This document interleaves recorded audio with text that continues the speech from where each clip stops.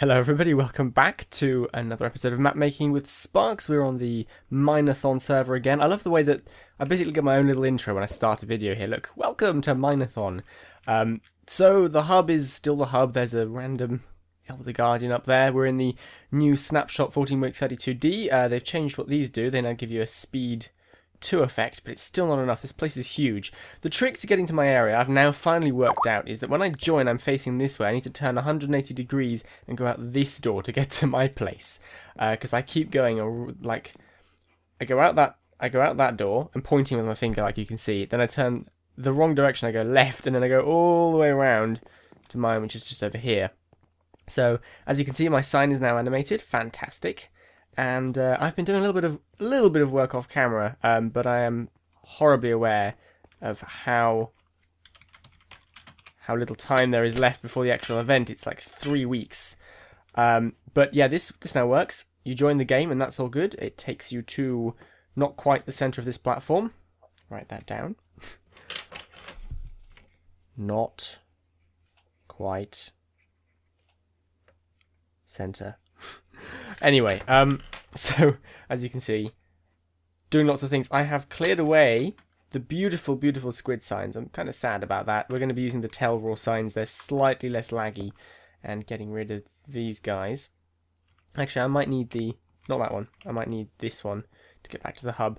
I was just a newbie pro was helping me out with the tell raw signs. We were just trying to work out how to get them to work, so that's cool. Right, now what have I done? Okay, redstone. I have been doing 2 things off camera. The first was the thing you just saw now, which is making sure that people join the game properly. So if I show you a second, I'm going to go back to the hub. It's very important to know... Which way was I facing? Right, this way and then this way. It's very important... Oh dear, game mode 1. Hang on.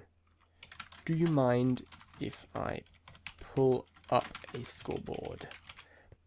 It's very important that you know where players are, because there's so many maps. You want to only affect people taking part in your game. Takatino is on, so I just needed to check that he's okay with that. So we have a scoreboard called AGS area. Scoreboard objectives, set display, sidebar, AGS area. And this tells you where people are in my map. So currently... there's nobody, because there's nobody in the game. But when I join the game, we should get an AGS area score of 100 appear in the top right. Ah, my redstone is turned off.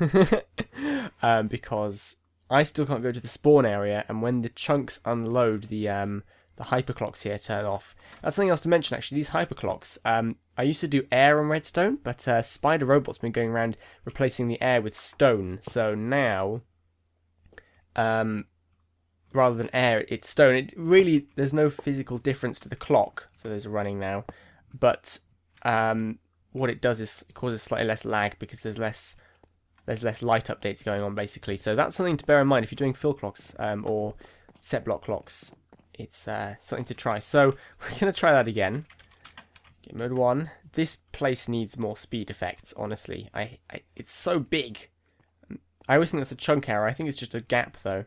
Okay, so we join the game. We should get a score of 100. Oh, my goodness. What is... No.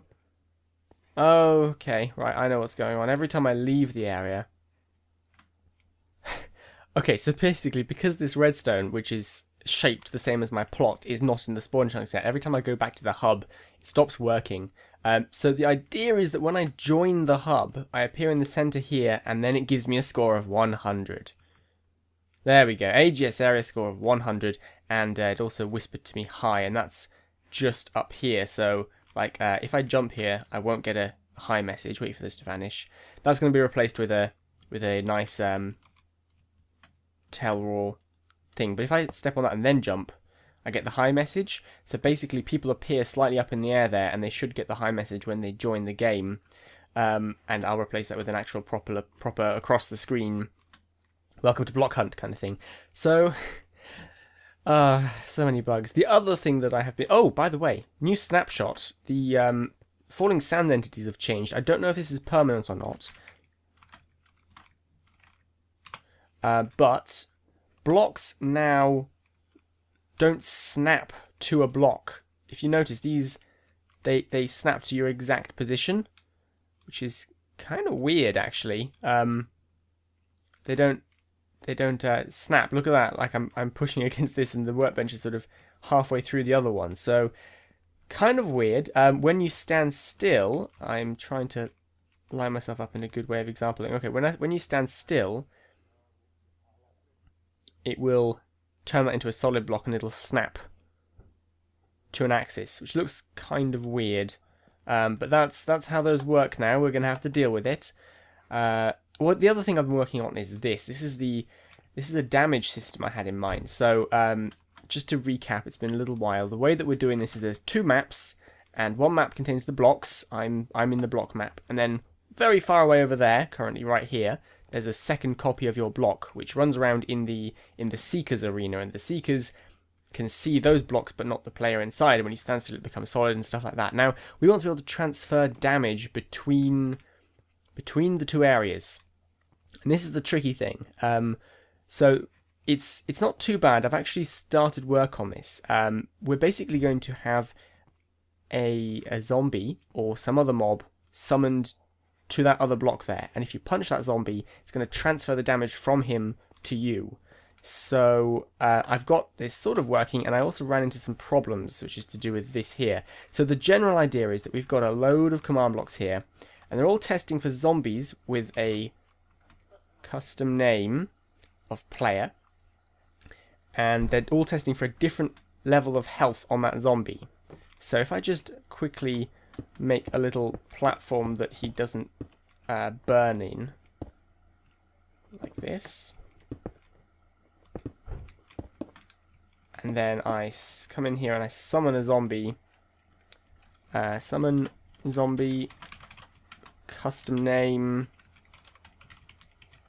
player, like this. Oh, I just completely what is happening? Oh, I'm just stuck in a small room. Okay, I had a... oh wow, okay. So, the idea is that every time I punch this zombie, I'm going to get a message. Oh, this is going to annoy the heck out of Takatino, isn't it? Nothing happened. That's fine then. Is this clock stopped? No, it's fine. Custom name. Player. Player. There we go. Now it's working. I don't know why that didn't there. So every time we punch it, it tells you how much damage you've done. So if I do a jump punch, it'll say 2 because that's how much damage I've done.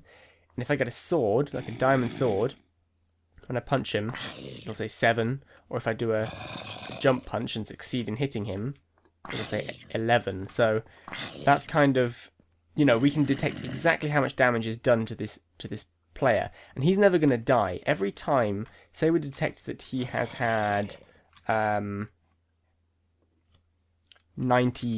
that he has had half a heart taken off, basically 19 out of 20 health. When we detect that, we this is just currently just saying how much damage was done, and then we turn off the success counter of that say thing with that, so that just turns that comparator back off, and then this one over here gives him instant damage, which heals zombies, and it gives him basically full health again. So that way, this is constantly measuring how much damage it takes when you punch it.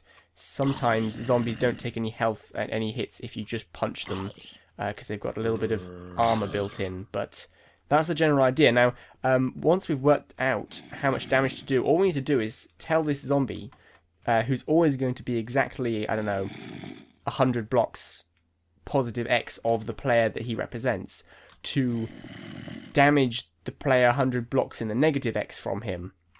That way we can transfer the damage back to the player. And I've been playing around with this, and I thought that I could get any amount of damage to a player by combining... Oh, hang on.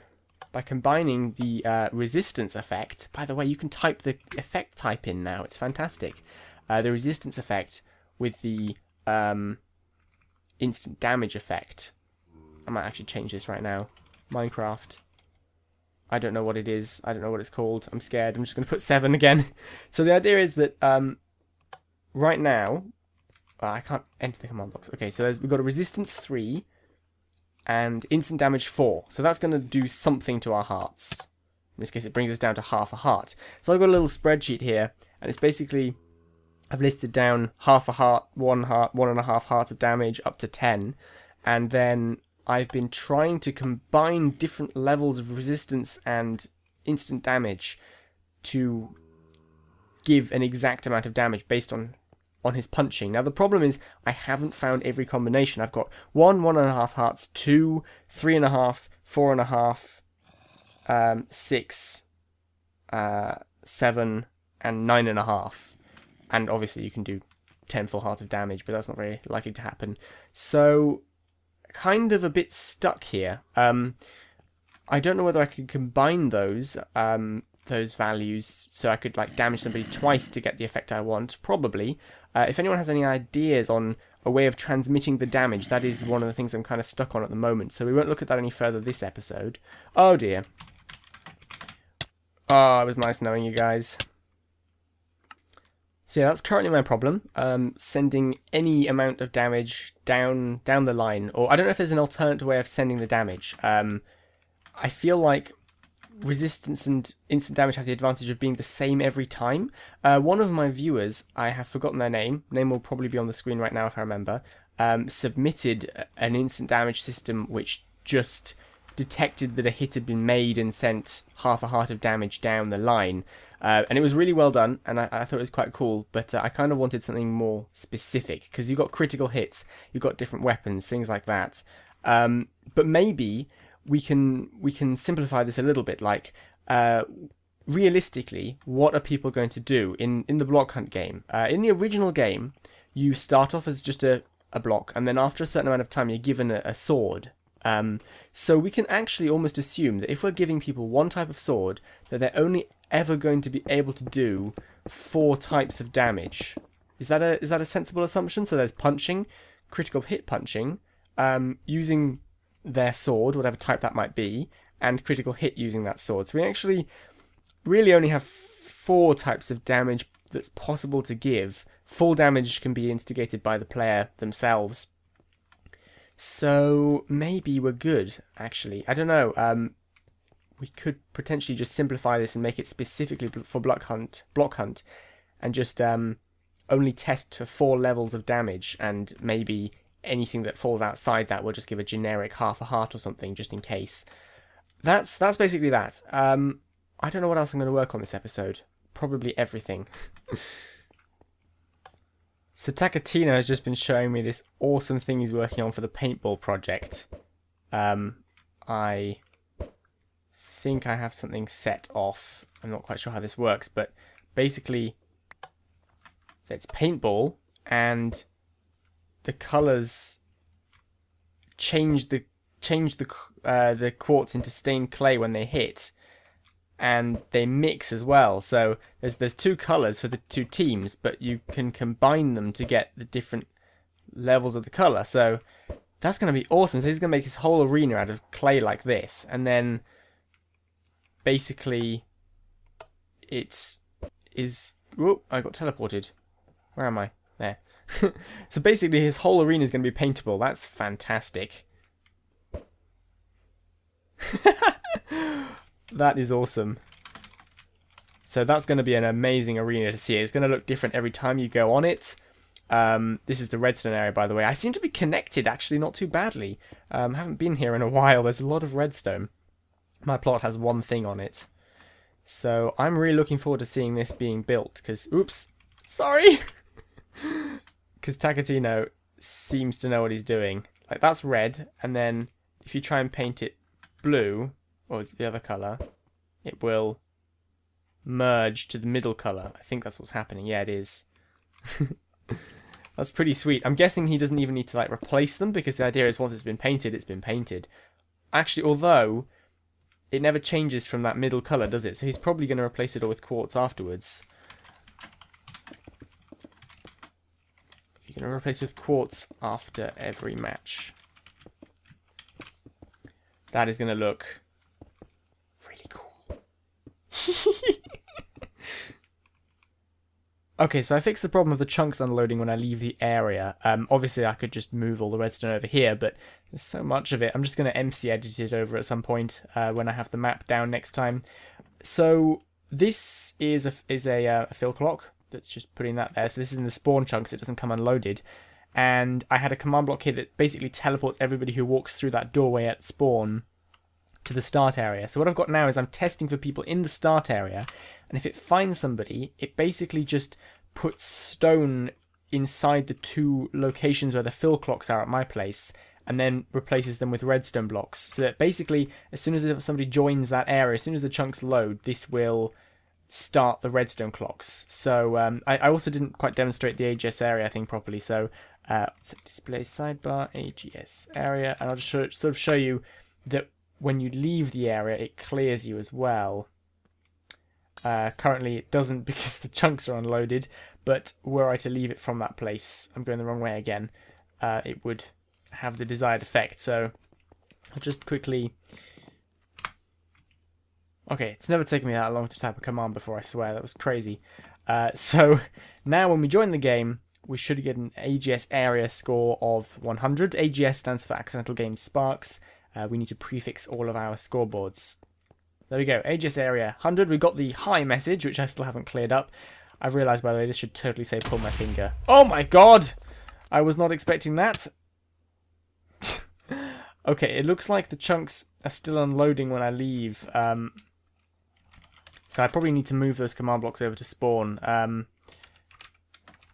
Sparks, 7,000, 77,000. Okay.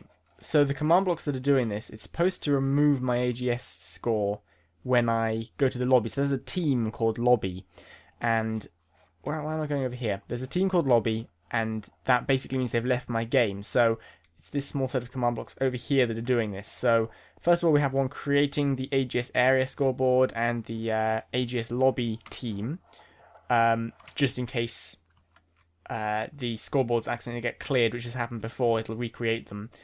And that's the hi message. But over here we've got this. So all players are going to have an AGS area score of 100 set to them if they are in the lobby over there where we just were, where you start when you join the game. However, we've also set it so that anybody who's on the lobby team, which means that they're at the lobby, they've left my game, are going to have their AGS score reset. And this is the command block we actually need to move to the spawn chunks, and that will basically, once you leave the game, it's going to detect that you're no longer in that score. This one over here causes anybody in the lobby to join the AGS lobby team, so that way they're no longer in the Mineathon lobby, and the game can tell that that person is now part of our game, if that makes sense. So if I just plonk this down here, I'm going to put it there, and I'm going to copy that, I'm going to move that, I'm going to change that to 2 or 1, and change this one to 1. There we go, so we've got a longer clock now. I'm going to put that one back, and I'm going to copy this one again. So much copying and pasting with this, and it's going to go there. Okay, so this should now work. If I join the lobby, there we go, our score vanishes, and when we join the game, I hate how slow this place is. I need longer legs. When we join the game, we should get a score of 100, and basically it's just 100 so it doesn't interfere with any of the other games. The games will probably have scores of 1, 2, 3, and 4 respectively. There we go, 100. And when we leave the game, it goes back to 0. Fantastic. So now we can tell if somebody has an AGS team of... a team of AGS lobby, that they're part of our game. We'll probably also have AGS map 1, AGS map 2, AGS map 3. Actually, we'll probably have AGS Seeker and AGS Block. I have to think about it. That's one of the things we need to do. But that's pretty cool. And yeah. There's a really annoying bug in the latest snapshot which causes items in hoppers to duplicate themselves. If I don't know the exact rules, I feel like it might be if they are in the middle of switching when the chunk unloads or something, but it turns this clock off. It's very annoying, and this clock it's quite important that it stays on, that it stays running. So I guess, another thing to move to the spawn chunks. There's just no two ways about it. It's going to have to be moved. But I am... Takatino just killed a walrus. Gonna kill the carpenter next.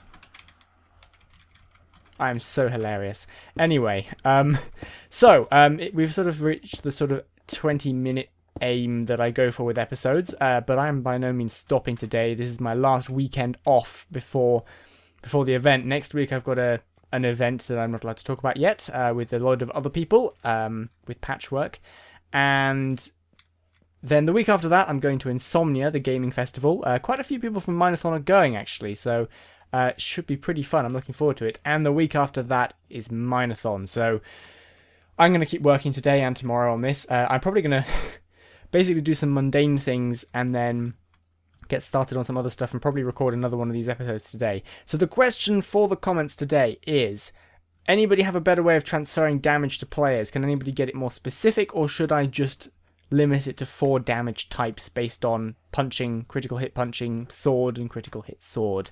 Thank you very much for watching as always, and I will see you all in the next episode. Bye.